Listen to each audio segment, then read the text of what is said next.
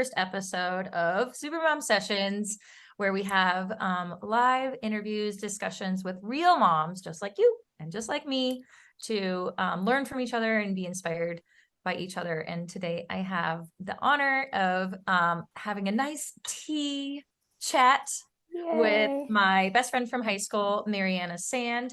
Let me tell you a little bit about Mariana. She has 4 amazing kiddos with her husband, Ryan. She and I have been best friends from high school, and we were roommates in college for a summer. We have shared countless motherhood hacks with each other over the years. Mariana started having kids before me, so she's one of the best resources for mama wisdom for me when I first started having my own kids a few years after her. So easy, healthy, homemade meals for a big family. She is on it. She's got that stuff prepped ahead of time. She is an Instant Pot, crock pot, air fryer guru. She's amazing at that stuff. Meal planning, you got it. Chore chart and family responsibilities are another area that she is an ace. And dog training, she's a master there as well. One of the areas that this amazing woman really inspires me is her love of holidays. As you can see, her tree in the background is already up. She goes all out to make them special for her family. The things that feel hard and a lot of work for me that I don't even bother to deal with is something that she really excels at and she really enjoys. And she creates special table arrangements, menu items every holiday of the year. She just loves to decorate and really bring the festivities, not just to her home, but she also spreads the cheer to her kids' schools and teachers, and even mails the most amazing packages to loved ones. She sent me a tea party in a box, which was the most amazing thing. I keep trying to convince her to start a holiday decorating service. Who would subscribe to that? I know I would. Yes, please come decorate my house for me, please. I'm so excited to kick off our very first episode of Supermom Sessions with this very super special mama who I get to call my best friend. Yay. Love you. Welcome, welcome. So go ahead and Thank you. tell us a little bit about yourself, the ages of your kids, like what grades they're in, what they're into, and stuff like that. Okay, so I have Annabelle, which is my 16-year-old. She's almost 17 in January. That means almost 18. And my other little guy, let's see. Well, Sophia's next. She's 13. And she's in 8th grade. And Annabelle's a junior, by the way. And she's also going to a cosmetology esthetician college. So she's getting her degree with that. And then also her She's doing high school and college at the same time, which I think is so cool. Yeah. So it's cool. Like now I'm like, hey, can you do nails? Can you do hair? Here's me. Yeah. And then Sophia, so Annabelle, and then she also works at Nectar, which is a tropical like smoothie acai bowl place. And she absolutely loves it. And that's her first job ever, right? Well, no, actually her second job, because she did babysitting, from teenage years, but then she had a real like job at local fast food restaurant. It was an ice cream / fast food shop. And then she decided she wasn't making enough money. So she went up a step and now she's at the smoothie bar making more money and tips, which she's learning like cool. And then she does babysitting on the side. And then Sophia, she's 13, but she's super into golf. And right now she's doing volleyball because golf is like a summer spring thing. And then let's see, little Ryan, which I call him little Ryan because my husband's big Ryan. So we haven't gotten out of that yet. So I'm still calling him little Ryan, but he's kind of like, hey, he's starting to say, hey, I'm 9 years old, almost 10. Little is not the word he likes to be described as. So I'm just like my big boy. Right. And then I have my baby, which is 7 years old, Cody. He's my little Cinco de Mayo baby. And he's so awesome. Well, Ryan loves golf, football, baseball. He does all those in different seasons. And Cody, he is into like karate, which is something new to our family the past couple of years. And he's just a cutie. He's also doing swim classes. So that's his jam right now. Oh, and now everybody loves doing cooking and kitchen stuff. I know you're always sending me like the fun pictures of the things you do for the holidays, and they all have their own little stations and creations and stuff like that. So they all like it's cool. It came upon us because like Ryan, my 9-year-old, he has high functioning autism. So like one of the things we realized is that he absolutely thrives like when he's making things and like being involved. So like then it started, the kids were like looking, it would be like a mom and little Ryan thing. But then all the other kids were like, hey, can I help? Can I help? And then it just kind of became like a family thing. Like for Thanksgiving, for example, we had like a nacho bar, like, and so like I would cut the tortillas and fry them, and then the other kids would like be making special dips, like they were doing like who can make the best dip, cheese nacho, whatever, Yes. bean dip, and all these other weird concoctions that I was like really afraid to eat, but I was like, what is this again? But you just kind of like, it's so funny. Like over the years, you're just like, oh well, I'll just taste it, and whatever happens with my stomach later. But yeah, Yeah. like we do different things like that. But yeah, we love, like the kids love their own little things. So like I found those My Little mini, like that mini brand where you can have your own little cooker, like for real, your own Mhm. little burner so that they can be on the island here. They can be making their own food. They'd absolutely love it. So yeah, it's Yes. like a good It's family like their bonding own because like, mini kitchen right on the counter that they're in yeah, charge of and they're completely in control of.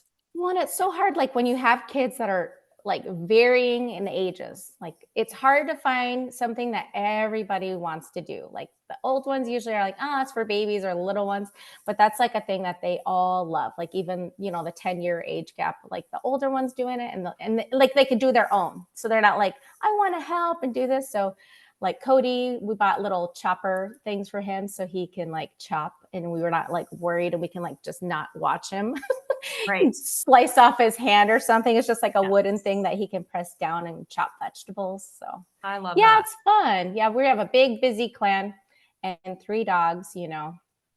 So and Sweetie is my new baby. Well, she's not Yes. really new. She's a year old now, but she is Yeah. my So baby.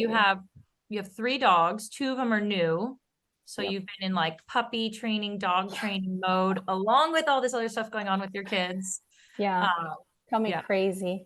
So we had 2 dogs. We lost one, and so then we were not replaced, but we got a new dog when Mhm. we all were healing, and it was my husband's dog, Ryan. And then he decided that, well, she connected to me. She's a black pug. It was my dog. So then he decided that he still needed a dog. So we went to the shelter, and he adopted it.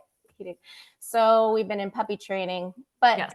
my dog's already trained very well. It's just my husband's Been dog is swapping lots of, yeah. So Mary and I have been swapping lots of dog training stories with each other. Because yes, it's like I call myself the head lion tamer in my house. you're And truly like the all your lions, tips. but I have my like in training apprentices. My daughter is my next level lion trainer, but yeah, so yeah, in your house, you're the head lion tamer over there. Even Yeah. though one of them is Ryan's dog, you're the lion tamer. Yeah. Call me That's- crazy. Yesterday we were like, the day before going back to school. And today the kids went back to school after having a week and a half off. And I was like, why are we doing this? But we gave all 3 dogs baths and then clipped their nails. And I'm just like, this is something that, okay, well, it has to be done, but this yes, is does it like, have to be done like in this part of the schedule? Yeah. should have like really thought about that plan. Yeah. Well, now it's done for a while. You don't have to go Yep. back. Yeah, exactly. Yeah, I hear you. Well, okay, so now we know a little bit about your family and so what your superpower is that I mean, sometimes as moms we don't even know what our superpower is until other moms point it out to us. So your superpower, absolutely, you inspire me so much with how organized you keep things, like all the moving pieces and also addressing like what each of your kids needs, like based on their personality and how they communicate, and you speak their language individually to each of them. And so I just think it's so cool. And you're even taking care of other family members outside of your immediate family. And so you got all these moving pieces going, and it's just like it seems like it's just going like it's no big Yeah. deal. And I know behind the scenes you're like all Yeah. crazy. So what's like a routine or a system that you have set up in your home that you might think is just usual, um but then you realize like, oh wait, this is maybe something I do differently than everybody else that you think is really contributing to your success. Yeah, so we have to be organized. Otherwise, it's pure chaos for mom and kids. Like I notice my kids get grumpy if I'm not with a super mom power list. So the like each individual kid, they have their own chores and stuff. But what's unique to us is like it's ever changing. Like I feel like it's never just a set. Okay, here's the calendar this month, and it's going to be the exact same next month. There's always moving parts. Like Annabelle gets sick, and then she can't do her dog poop chore or her trash can chore. So like we're in this new phase where like there's older ones going to work, and then there's like everyone's got sports and school. So like it's just like I feel like it's ever changing. So what we end up doing is like we have this new thing, it's called compassion. A compassion chore chart. So like if somebody's super busy, like last week, Annabelle was like jam packed with the back to school thing. So we have like Sophia will see, like Annabelle will put her, like it's on a whiteboard. So it's not like something set in stone, but it's just called compassion chores. So Annabelle will put like trash cans. And then we just know like, hey, she's been busy this week. She's slammed with like Black Friday and working, and then school, like she still had college, and then Thanksgiving. So like somebody will go and put like their name by it. And then at the end of the month, like I do as like I guess it's like every 3 months what I'll do, or I try to do it every month, but let's face facts with these kids. It's like sometimes we don't have any compassion chores. So, but like, for example, this month and last month, we had some like family stuff where I was out of town a bunch. So I had like all my deals that were like put onto compassion chores. So what I do, like at the end of the month, like I'll just do a surprise thing. It's not one set thing at all, but like Annabelle, for example, she had a bunch of compassion chores. Well, she ended up like saying, Sophia did most of my compassion chores last week. So Sophia was a superstar. So Sophia's been loving and wanting these she has super curly hair. So like I bought her just like a little basket, and I put like a thank you note and Annabelle signed it too, because, I want the person who's actually receiving the compassion to be a part of it too. And we'll just put like a thank you. I'm so proud of you as your mom. And then Annabelle will just sign like love Annabelle or the other kids, whoever. And then I'll put it on like Sophia's bed, like just one random day. Like she got a little curly gel or curly shampoo. And she was and it just makes the other kids like, wow, Sophia got this. Like, what am I going to get? Like, and like little Ryan, he's like really into it too. He's like, everyone's like running now to the compassion chore. And it's like something that I just made up because I was every week is like somebody can't do the trash, somebody can't do dog poop, somebody's sick, somebody's got something here. So I'm like, it was a perfect thing that I thought of, like just in the middle. I'm like, I can't keep up with everyone's compassion chores because mom like only has a certain amount of time. And so I just think it's great. Like, and the kids are really into it. It's like a new thing for us, and like they're just loving it. Yes. And the part that I love, I love family systems so much, and you are such a pro at these, but I love how what you've done is whenever somebody's schedule or something is preventing them from doing a chore or a responsibility that they would normally have, it's not falling back on you.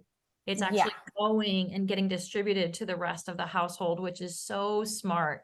And I think in a lot of households, it's just always just goes back to the mom, and the mom just like keeps picking up the slack every time somebody doesn't follow through on something, or they're sick, or they're out of town, or they have sports, or whatever it is, and mom comes to the rescue. And so I love that you're making everybody in your family aware that it's like, hey, we all need to pitch in and cover for each other. It's not just like mom saves the day all the time. And so I absolutely love that you've created this system for it, and the compassion chore chart. I love that. That's awesome. I'm already like, we need to make a printable so that the mom out there can use it. But like, just like a dry erase board where it's like, write the thing that you can't handle.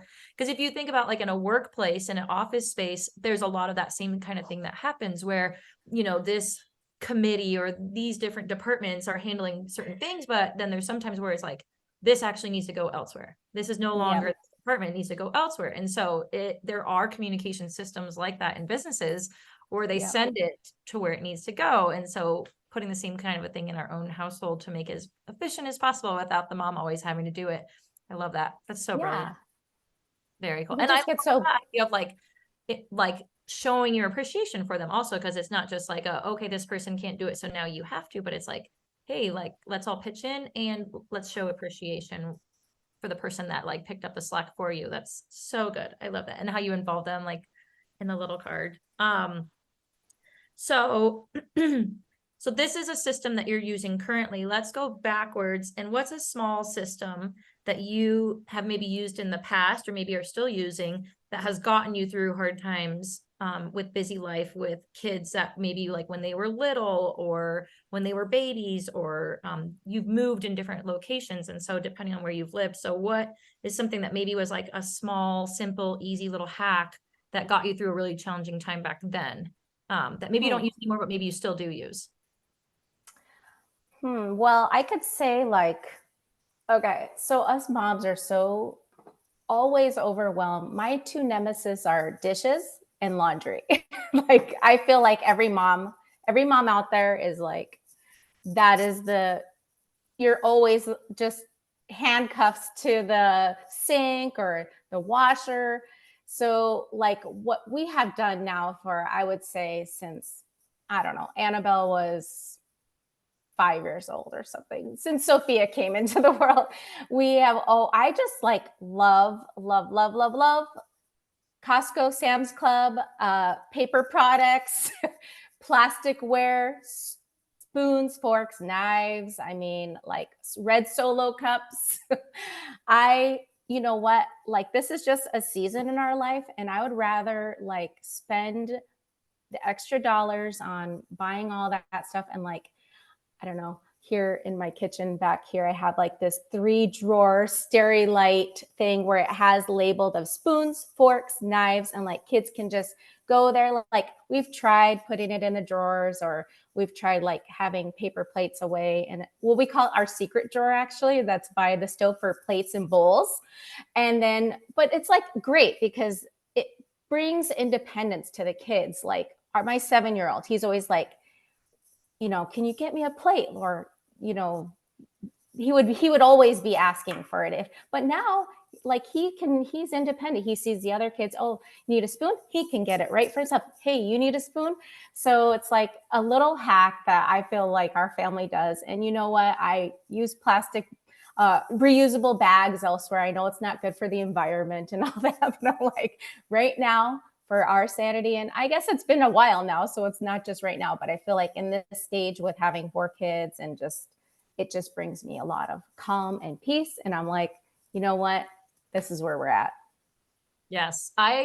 So this is something that you taught me many years ago.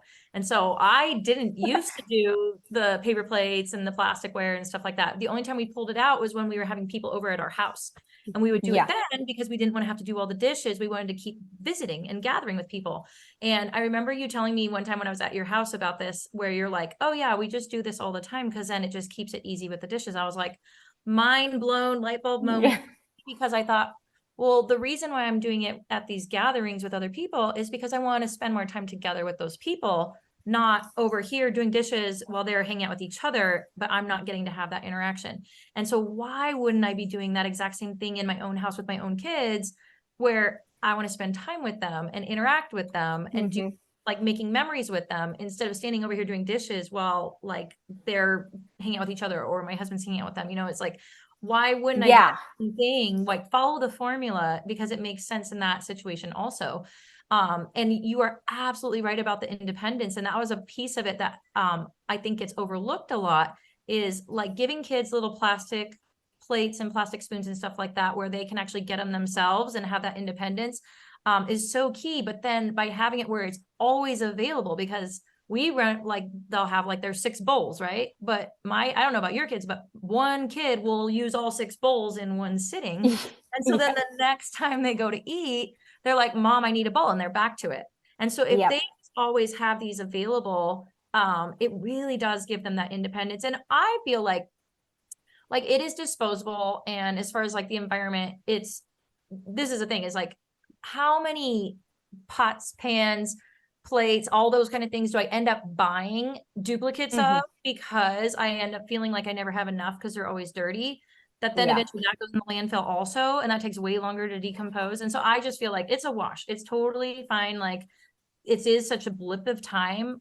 We look at like, well, yeah, we've been doing it since they were 5 and now they're this age and it's this amount of time. But it's like, but really, if you think about the restaurants and all the rest of the world with the takeout is really putting a way bigger dent than us moms. And so I don't think we should feel guilty at all about making life easier, pushing the easy button in this way, because it does create more meaningful memories with our kids.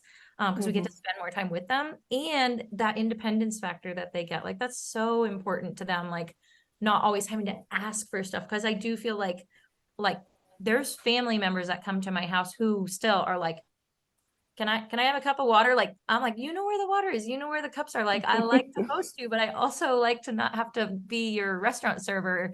Like, I think, kids that grow up independent turn into adults who are independent and can take care of themselves. Whereas like the kids that grow up where like always needing somebody to fetch things for them, they grow up into adults who like are always looking for somebody else to clue them in and what to do next. They can't just take those actions for themselves and be independent and the doers of the world. So I think that's like such great life skills. But yeah, that is for sure one of the best hacks. It was funny, actually. I was in this group for entrepreneur moms, and the coach was telling everybody about like, hey, just use paper plates tonight. Like, I give you permission. Like, she like sent a package to everybody in the mail. Like, here's some plates with a fun design on them. And for some of the women in that group, they were like, that was brand new information for like, they had never ever considered using them for like a non-birthday party or like a non-picnic, just in their own house like that. And they felt like, wait, what? Like, no dishes? This is a thing you can do. And so it is one of those hacks that's like right in front of our face, and we don't even realize this could make our life so much easier. Or the foil bins too. I get like the Costco foil bins, cook stuff in.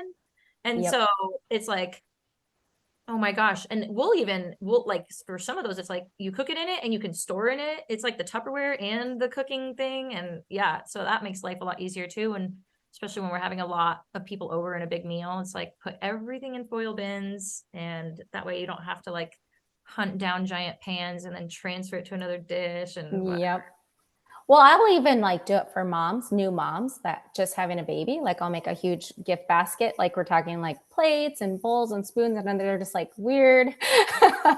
But I just think it's like a great, and then they're like, oh yeah, this is great. But my kids still do, like, we're the opposite. We use glassware, like our dishes and stuff, when family comes. So like our kids could still be like, so it's so funny. We had family over, like, I don't know, last holiday, not this past one, but another one. They're like, are we eating out of real dishes? And our family members are like, what's going on? But they got it. Like once they're involved and they see, they're like, yeah, you know what? That's so smart, because it saves you time. You're involved. Like you're not sitting at the sink after dinner. You're actually playing with your kids before bed. You're not just sitting there doing dishes for an hour. Yes. And your energy shifts too, because it's not just like taking the time to do dishes, but the feeling that you get while you're doing them, that is rippling out into the whole household, this like resentment or this like, I don't want to be doing this thing, but I have to kind of a feeling. And then, so it just changes the energy of the whole house by that small little shift. So brilliant. I love that. Well, so now we talked about some of our hacks to getting your time back and staying organized. So something that I will advice that I often give to moms, especially new moms, is to take their evenings at 10 a.m.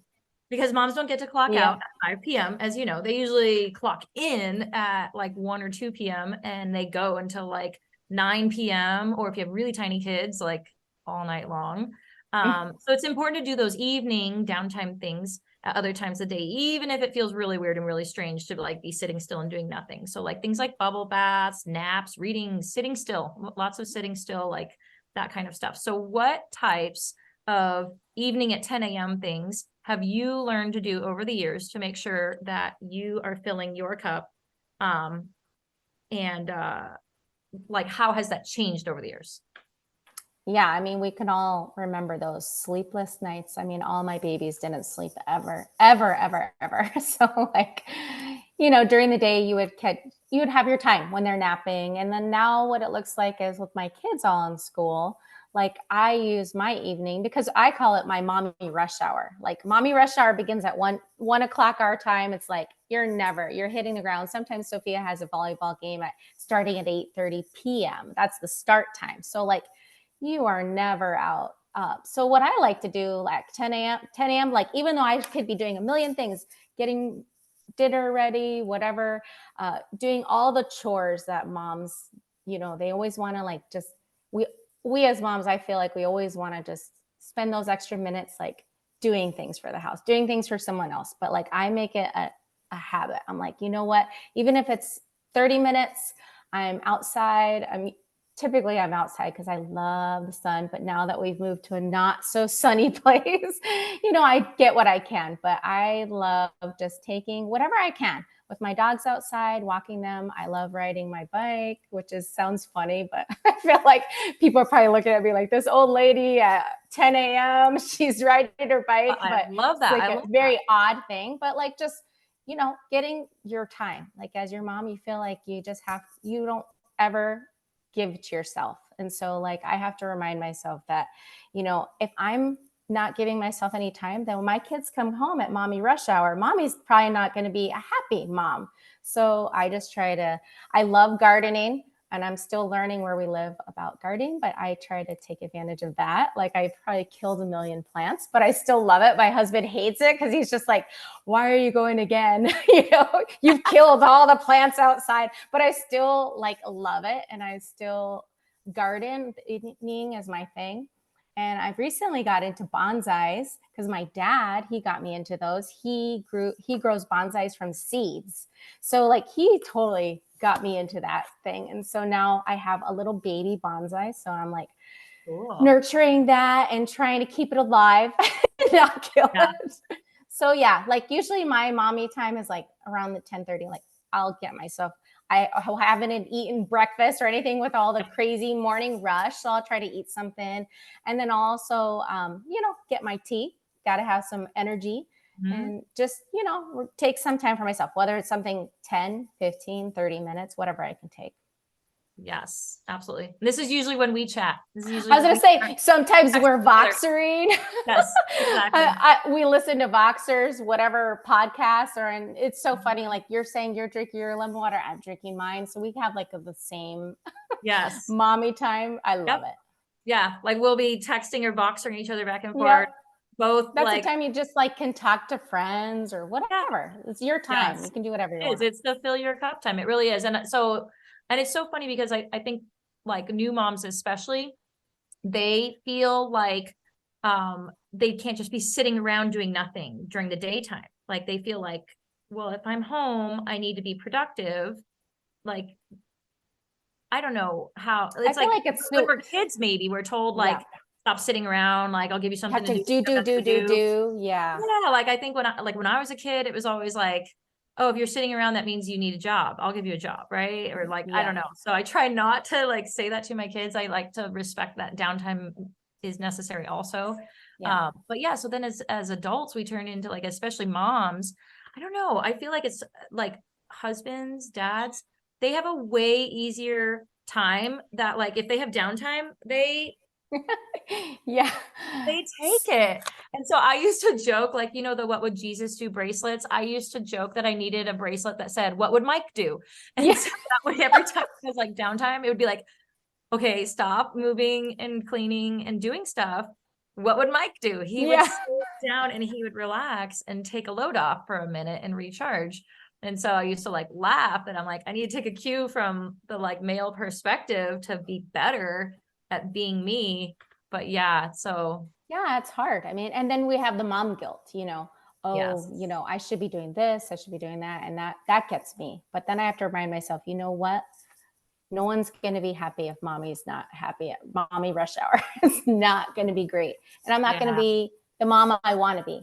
I just have to say, what kind of mom do I want to be? I want to be the mom that's giving everything she can, but I also want to be giving everything I can to myself. Because in the end, that's going to matter the most. Yeah, for sure. And it's because it's like, what do our kids remember us for? do they remember like how well their clothes were folded when they got home from school? Like, no, in the grand scheme of things, Nope. they're gonna remember the time they spent with us.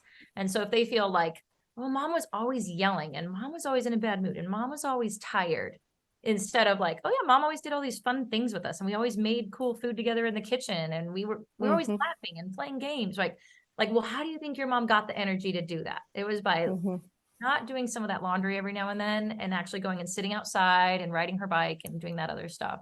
So yeah, it's like as moms, we think the thing that matters, but it's really the other thing that truly matters to our kids. And so One of um the things I love is that little Ryan, my 9-year-old, he is so verbal and like he helps me as a mom. He tells me, he's like, Mom, I love this.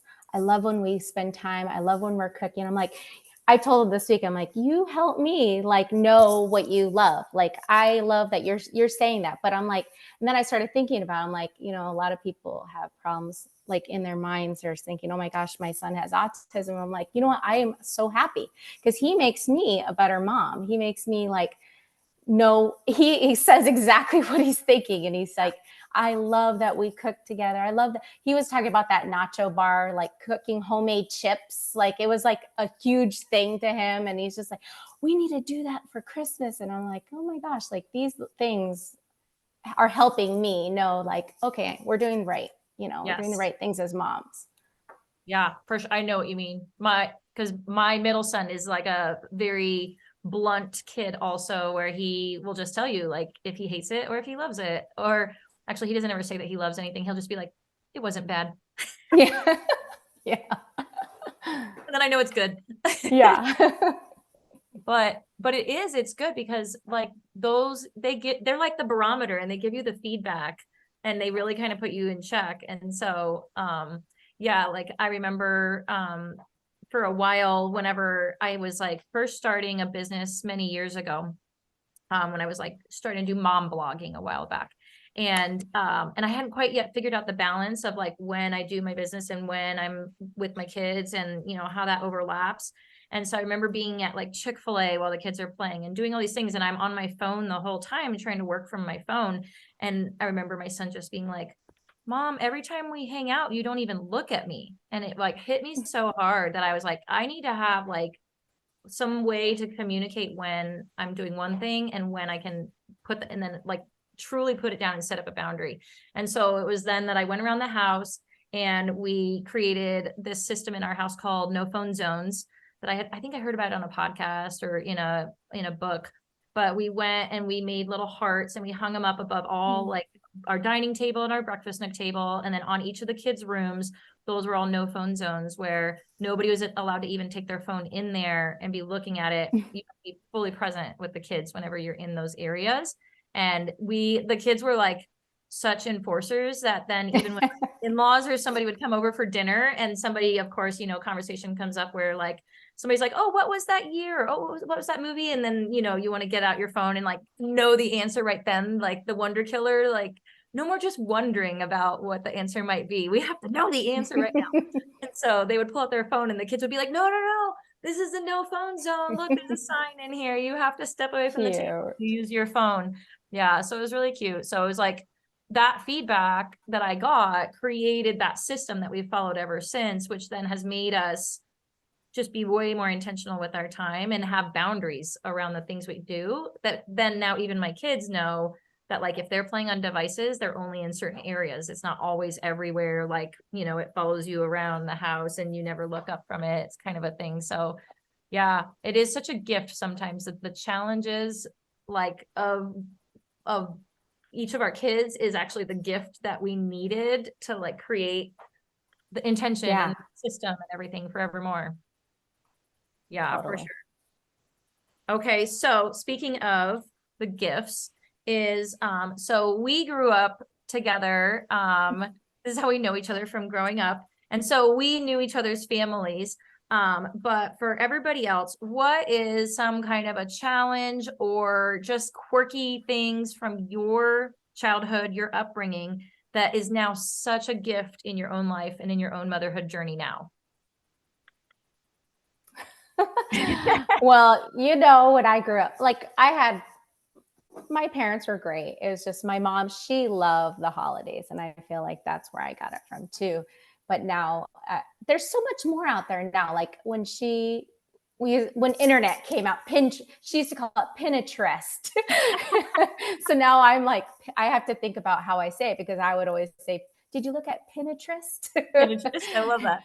So I just feel like my mom instilled that in me. Like, she loved crafts. She would make like reindeer, little reindeer, what is it called? Like those candy cane reindeers on Yep. Christmas time. And like now I do that for my kids. And like every year they're so excited. And like even the older ones, it was a couple years there that they were like, I'm not bringing those to school, mom. No thanks. And now they're cool again.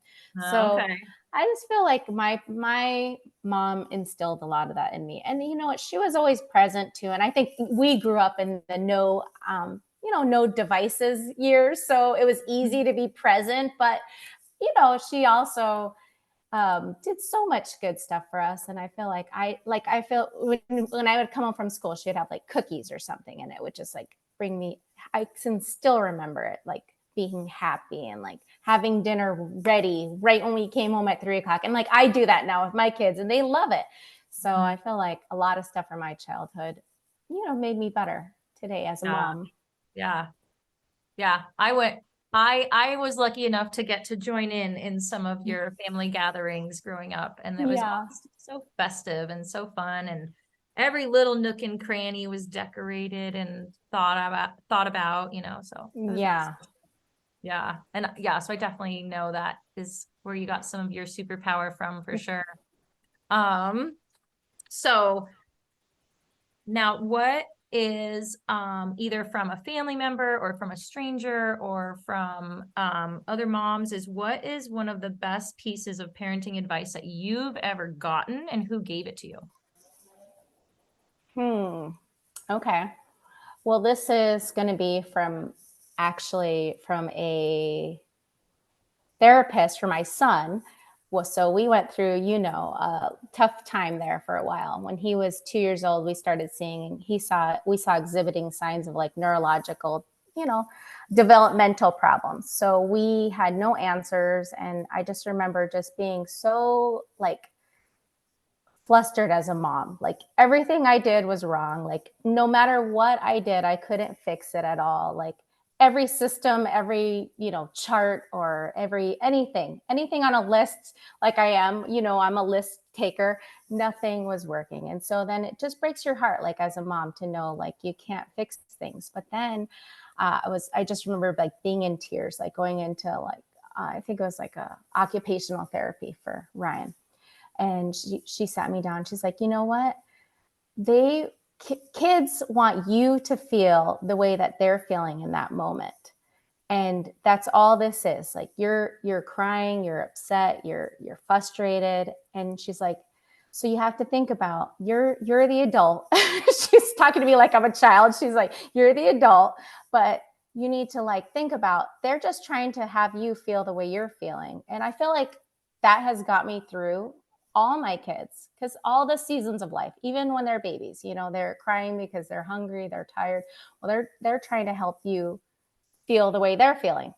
So I feel like that, I don't know, I just always repeat that to myself. And even with all my kids, all the different ages, all since they were young, since little Ryan was 2, I feel like even now, like he's angry, and we're at this fun, festival a couple weeks ago, and he has a cotton candy in his hand and a lemonade, but he's not happy, and he's screaming and he's throwing things around. And I'm just like, wow, like you would just think you'd be the happiest kid with all this stuff in you. But at that moment, he's just trying to make me feel the way he feels. So I'm like, okay, take a step back, calm down. This too will pass, and then we'll get through it that way. So I feel like that was the best piece of advice ever as a new mom of, a child with developmental delays.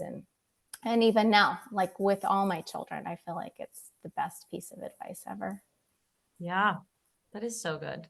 And then it's like if they're trying to make you feel the way they feel, like they're angry, they get you angry.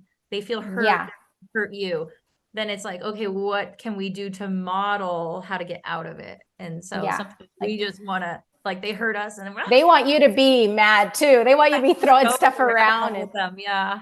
throwing that lemonade out on the side of the road. And, Yeah. you can easily do that as a mom. You could easily lose your patience. And we've all done it. I mean, we Yes. all, and like I tell my kids all the time, I'm like, I am a forever student of being a mom to you guys. Cause they're like, Yes. you're not in school anymore. I'm like, I am. I'm a school in the school of mom. Cause Mhm. nothing is perfect for sure. Yeah. We say even parents are still learning, so help us learn. Yep. And so Yep. my son will even say it now, is like sometimes he's like, if mom gets upset or something, he's like, Mom, were you still learning right then? And I said, Yep. Oh, that's so great. There Oh, was, buddy. yeah. Yeah.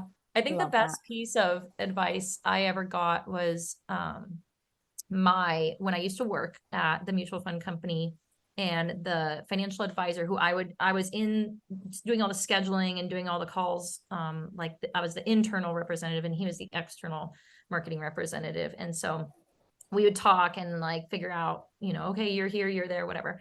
But then while I was pregnant with my first, is then his kids were about to go to college.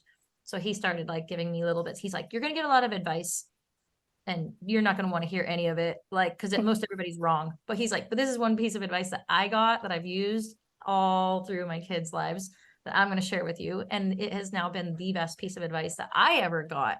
And he said, it was three things. He said, don't fix a happy baby. So like if they're like laying and they look like they're uncomfortable and you just want to fix them because you're like, there's no way they're comfortable sleeping like that. But then they wake up and they're crying. It's like, don't fix a happy baby. But then I still use that because it's like my kids are playing out in the sand, and but there's like this other thing that they have to clean up or this other thing they have to do. And it's like, nope, they're happy where they are. They're getting along. They're playing really nicely. They've been out there for an hour straight. Like, don't break it. Don't fix the Yeah. happy babies. They're already happy out there. Just like handle the thing that's over here. And so that has been one of the best pieces of advice, is like when they're content, when they're happy, like don't agitate them with something that you think is going to make them feel better. Like they already feel fine. And then the other thing he told me was, don't use baby monitors. He was like, Oh, you'll hear them cry. He's like, if they really need you, like you will wake up more than you even think. He's like, they sneeze and you wake up. You don't need a baby monitor right next to you, or you're never going to get the sleep that you need. So he's like, throw that thing out the window. Like, don't use a monitor.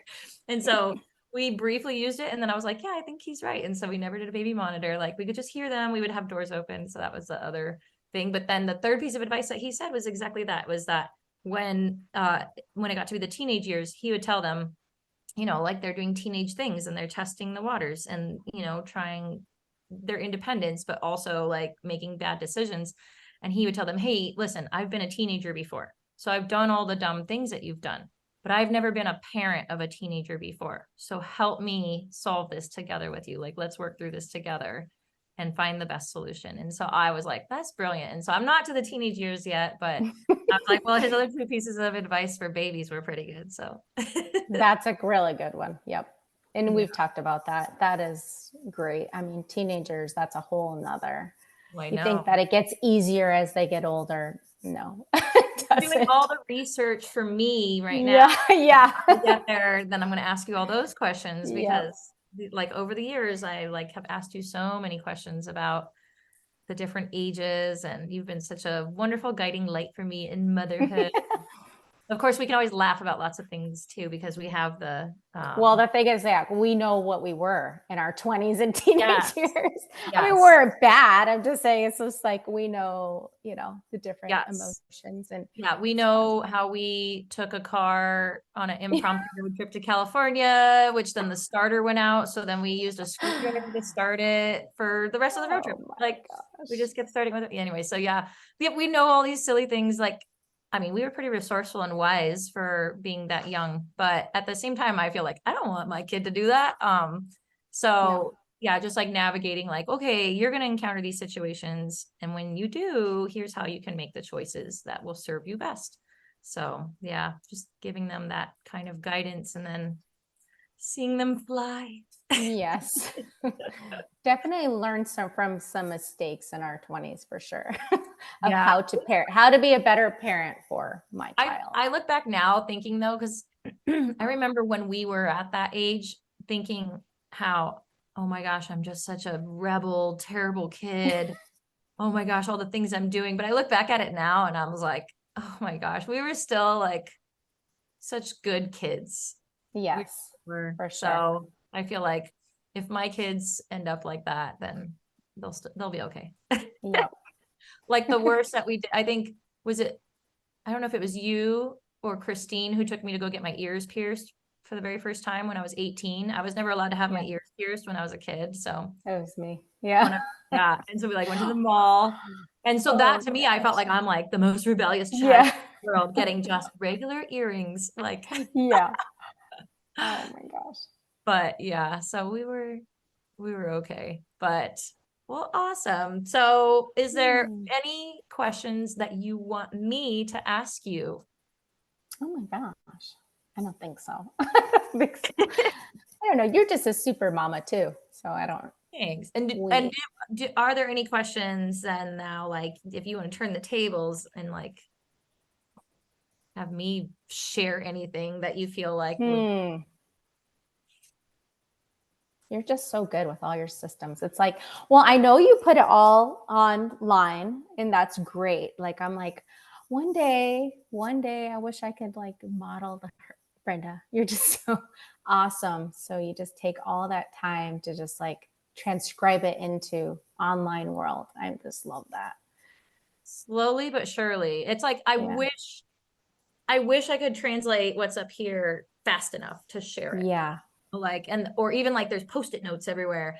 I'm like, okay, how do I get all these Post-it notes into like a worksheet or something that's helpful to other people? So yeah, it's a work in progress to keep trying to like put it in these vehicles that can help other moms and have resources available for people. There's a ton of it that's on Pinterest. Like sometimes I'll think of like something I want to type out and I go to Pinterest just to get ideas for how to lay it out. And then I'm like, it already exists on Pinterest. Pinterest, it's great. Some other brilliant mom already did all the typing and all the formatting or their AI robot did. I don't know, but let's just go with that because they're also brilliant. Yeah, I love referring to Pinterest. Oh yeah, what is it? Pinterest? Pinterest. I gotta call it that from now on. That's the best. Well, now I'm gonna have to like type up a compassion chore chart to put in the membership portal for mamas to use. That's a great idea. I love that. Oh, yeah. And mama rush hour, that's for sure. Because I call it mom evenings at 10 a.m. But mom evenings before mom rush hour. It's like a whole language that we have. It's crazy. It's crazy time, but it's great. Yeah. Are you doing, I wanted to ask about your laundry situation because I remember you said like I saw your laundry is beautifully organized. I love it. Yes. And so one of the moms here that I'm becoming friends with, she has a whole laundry business. She comes and picks it up and then she drops it off at your doorstep. I was like, brilliant. Isn't that so awesome? I'm like, super brilliant. Yeah. But now that my older kids, they're doing their laundry. So I'm like, that's not as much laundry as I used to have. Right. I always tell moms, it's like, if you want to make sure that your kids have responsibility and that they're learning how to do their own laundry and actually sort and take the socks out of the balls and empty pockets and, learning the life separate skills. The underwear from the pants or shorts. Yes. Actually, I throw them in like that. And so like, if you want your kids to have the life skills to be able to actually do it themselves when they're grown-ups, and so you don't want to have it handled like, okay, the kids need to know how to do their own, is you can just have all the linens and like yours and your husband's, like, or if you want to still do your own, like, I know like my stuff, it's like, I have a lot of delicates and a lot of things I hang that would be really hard to explain all of that to everybody because it's like all up here, but it's not really a very clear formula of which ones are which. It's just, I know. And so, but like, it's like, you could just have the husband or the, like we used to have a bunch of Mike stuff just go to the laundromat to be laundered. So not even the dry cleaning stuff, but the stuff that would get laundered, we would drop off also. And so then it all comes back all like clean and pressed and like hanging and like not crumpled up from the dryer. And so we did that for a little while. And then there's a hamper app. Have you heard of that? It's kind of like Oh, what yes. Yeah. your I've your heard of friend is that too. doing, but it's Yeah. in all these different cities. So they're like those hampers that like fold down, like the ones you have in college, and you just leave them out on your doorstep, and you go in the app, and it's kind of like Instacart or Uber, and you select your preferences, cold water, like tumble dry low, whatever your preferences are. And then they pick it up and they take it and they wash it, dry it at their house. You tell them if you want fabric softener or not, all the different preferences. And then they fold it and they bring it back in those hamper bins. And so Mike tried that. I was out of town. And so he was trying that, like to do the laundry while I Mom's was out of gone. town. Yeah. So he Yeah. tried that. But then those hampers sat in our front entryway with the clean laundry all folded and Oh, stacked in them. And everyone just kept like, I think all he did was like his clothes and then like towels and sheets. But every time people needed towels, they kept coming and just getting a towel out of that but never putting them away. And so in my house, and I think in a lot of people's houses, the hardest part is putting it away, the folding and putting it yes. away. I have no problem putting in the washer. I'm actually pretty good at switching it over most times of the year and not leaving it in there for too long. Yeah. And so that part, the washing and drying, I can handle for the most part. It's like, it just goes in laundry baskets after that, excuse me, and just like waits to get put away forever. So that was the part I had the biggest problem with. So for me, it was just like, I already had a cleaning lady that then I said, hey, every time she would come every other week. And I was like, you know what? Everybody has 2 weeks worth of clothes. So I would just wash all of them the day before she came, wash and dry all of them, and just have all the baskets ready. And I would just have her stay like an hour and a half extra and just fold it and put it all away. And so it was like layering it on just like a little tiny bit, but it made such a huge difference Yeah. That's great. because it took her an hour and a half to put it all away. Just that part for me would have taken me like 4 hours because, you like go to put it away and then you're like, oh wait, this doesn't go. Doing a million And other then you go and things. and Yep. then you get it over there and it's like if you give a mouse a cookie, mom edition. Yep. And so like you just keep squirreling all over the place and you Yeah. never actually stay on task. Whereas like as soon as you outsource it and somebody else does it, they do that one thing and they focus on it and they get it done so much faster. The same with the laundry too. Like I feel like it takes me all week to get through all the loads of laundry and then it's done for 2 days and then you have to start all over again. Oh my Whereas gosh, like, it's never ending. It's but then it's like whenever you have somebody else do it, then it's like one day here, one day, like 2 days max to get everybody's done. And then the rest of the week is good. So the laundry is such a great, great place for. I always think back to like I didn't even know how to do laundry. When I moved out at 18, I had no clue. And then I would bring laundry home every weekend to my mom and she would do it. And she just kept enabling me to like not know how to do laundry. So now I'm like, no, even my 9-year-old, I'm like, you put your clothes in there, you press power, start. And so we have like different days of the week. Someone has that washer. I'm like, your day's Tuesday. If you didn't get your laundry done on Tuesday, well, sorry, that was your day that you had the laundry. So that's our new thing. That's our new season in life. Yeah. Like every kid has their day that they do laundry and then mom just does it, Yeah. And then if someone needs an outfit here or there, I'll, of course I'll do it. But and so I've known you all these years and this is a new thing I just learned about you. Yeah. That you didn't know how to do it. Yeah. I remember that, like loading up your laundry to take back down to Yep, I would take it every month or what. And then even like thing. Yep. And then when I lived in the apartment with like Angela in Phoenix, our other friend from back in the day, she would go to the laundromat with us and she'd be like, no, you put this here, you put this in there. I'm like, what? And that's where like I learned how to do laundry. Yeah. So I'm like, yeah, that's definitely not going to happen to my kids. They need to know how to do laundry. Because then I grew up in my house, it was when you turn 7 years old is when you have to do your laundry. And we didn't have a dryer. So we would have to hang it on the clothesline. And the clothesline was so high when you were a little kid. And so there was like these rickety wire chairs that you would climb up on and you clothespin it. Oh my and gosh. Then you down and you move the chair over to the next spot and then you climb up and then you move the chair over and then by the time you get to the end of the clothesline in Arizona, this stuff's dry. So then you go back over this side and you take it all back down. But then I would learn that trick where like as soon as you take it off the clothesline, you just fold it on your body and like put it in the basket folded kind of thing, which now I do that. Like I like pull it out of the dryer and put it right in there. But Yeah, that's so funny. We had to do our own laundry, clean our own bathrooms, everything, like from the point we were in second grade and on. My mom didn't do any of it, but there was 6 of us kids. So I think that was her like, that's it. I got to do the little kids. You guys do your own stuff. So, Wow. but Yeah. I dreaded the week, like you were saying, there was like a different thing for each day. Like I dreaded, um, like every Saturday was always like everybody has to do their chores and do their cleaning. So the weekends were never like anything to look forward to. I was like, I have to vacuum Yeah. this and sweep that. And yeah, you had to go through your little cleanup list. But yeah, so I try and make it fun for my kids. Yeah. Like duster busters, I have learned are toys for kids. And so it's like if you make it where they get to use this really fun toy to clean up with, they just want to clean all the time. They're like, Yep. it's my turn. No, it's my turn. I get to use it. Yeah. So they all, Yeah. so I think we Like need to I upgrade to think, a stick vacuum now. yeah, my kid. Oh, you need to get the shark vac. I've Shark vac. heard. You have Yeah. one of those? Oh, Not Cody, like yet. he's No, like, but can I mop the floor? Can I sweep the floor? Because it's just like an electric sweeper slash yeah. mopper. So I'm like, he has tile in his room, so he absolutely. You always hear zzz when he's cleaning. I'm like, oh, it's better than sweeping. They don't have to sweep, and he just Yes. loves that. Yeah, I think it's so funny. My kids get excited for new cleaning tools, just as much excited as I do. Yeah, mine do too. I try and never make cleaning a punishment.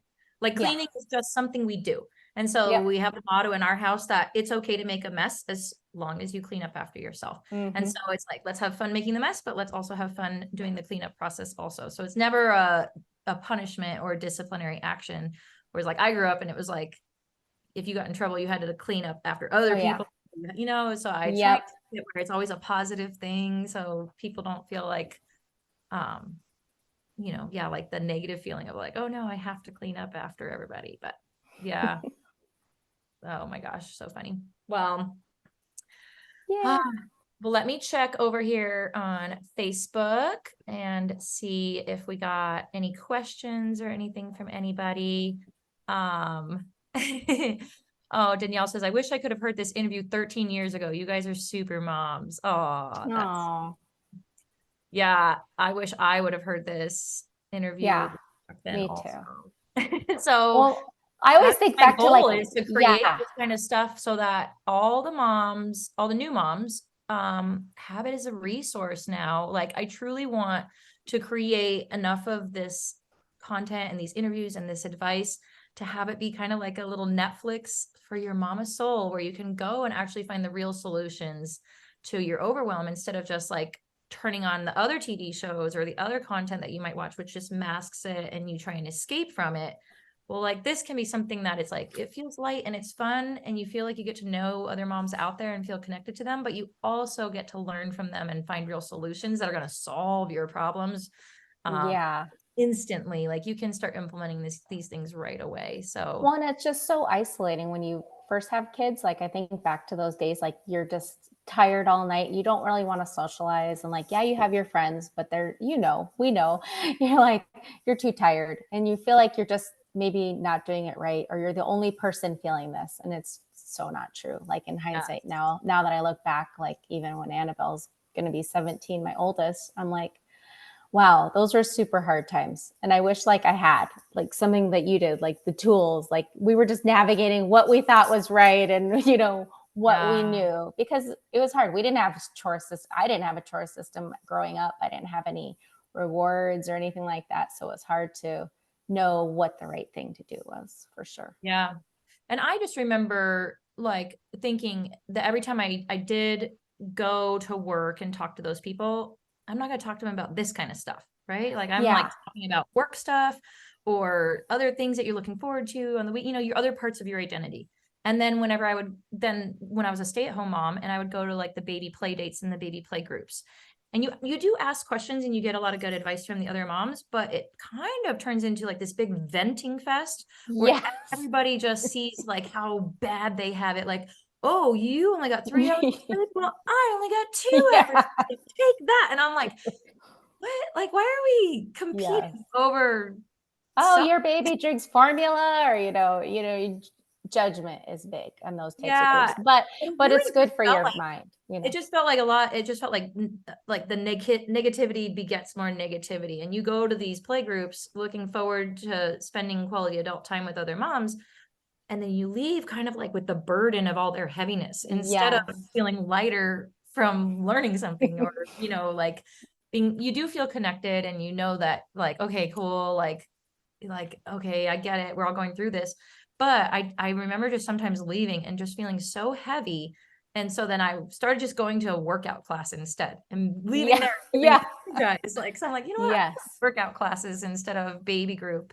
And my kid will just play in the playground with those babies instead. But like, it was just what I needed at that time. And so, well, I have been trying to cultivate so much with my Facebook community and with everything I'm creating is I just really want it to be an uplifting, positive atmosphere where it's not just a bunch of people complaining about motherhood. It's like, let's celebrate all the milestones. Let's celebrate all the positive aspects, and let's learn from each other where we can optimize even further. So like those areas that you are still having challenges, let's look at them as areas that we can grow and learn from each other and see how we can grow even faster and even further. And so that's like what I'm like, what would I have wanted in my previous life? Well, this is what I would have wanted. So I'm trying to create that. So I'm so honored that you joined for the very first call, the very Yay. first episode of the Supermom Sessions. And I absolutely know that a lot of moms got some great tidbits out of this because you're just such a wealth of knowledge. The way you look at things, you're like always like, how can we optimize? How can we optimize? And I love that about you because you and I both scheme on that together and Yeah. we nerd out on it. So, yeah. And also our love of Target, which I think all moms share. I'm like, I Target, just need to clear my Costco. So, brain. yeah. I'm like, I'm just going to go walk through the aisles and be like, Joanna Gaines, you did it again. Yeah. So Yeah. calm and orderly. And then it like clears my brain. So Yes. anyways, well, all right. Well, I'll let you go because I know you got to do your school runs. I know it's mommy rush hour soon. So Mommy rush hour now. Love again, you.